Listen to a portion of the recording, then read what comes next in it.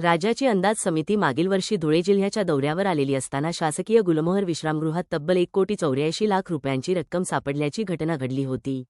शिवसेना ठाकरे पक्षाचे नेते माजी आमदार अनिल गोटे यांनी सदरचे प्रकरण उघडकीस आणले होते। या घटनेला 1 वर्ष पूर्ण होऊन देखील याबाबत अंदाज समितीच्या आमदारांवर तसेच या प्रकरणातील या संस्थेत आरोपी असलेल्या मंत्रालयातील स्वी सहाय्यक किशोर पाटील यांच्यावर कोणतीही ठोस कारवाई करण्यात आलेली नाही।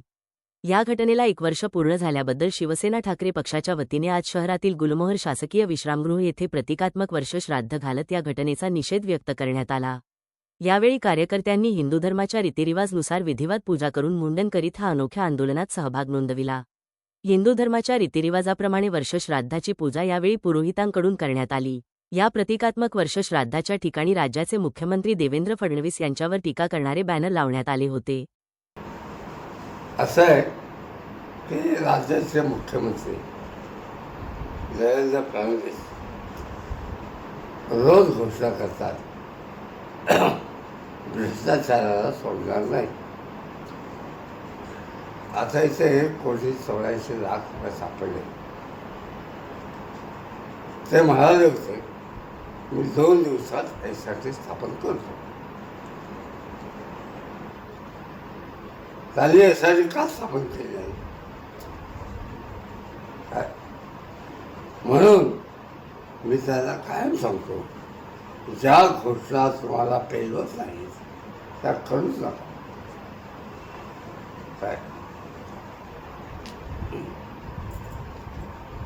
आता 1 वर्षामध्ये माझी काय तेवढी आर्थिक क्षमता नाही,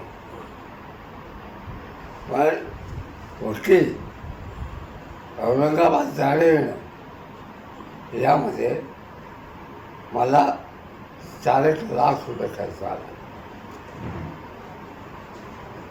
वकील पैशाशिवाय उभे राहत नाही म्हणून मी असा स्वतः घेतलं होतं।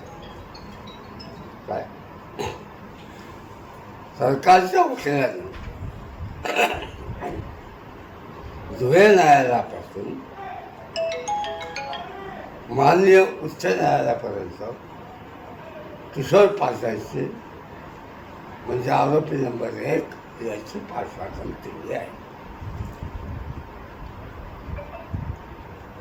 त्या भावनेचा उद्वेग म्हणून